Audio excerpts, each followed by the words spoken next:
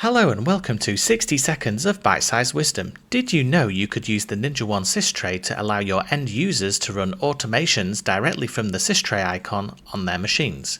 If you come into Administration and then Systray, and go into any of the system tray entries, and go to the Systray menu, you can add a menu item here called Automation.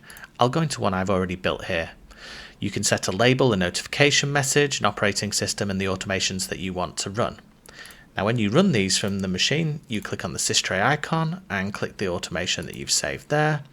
They'll get the user message in a toast pop-up, and this will actually run the automation in the background, meaning that if the user is not a local administrator, that doesn't particularly matter because this will run in the context you set inside Ninja.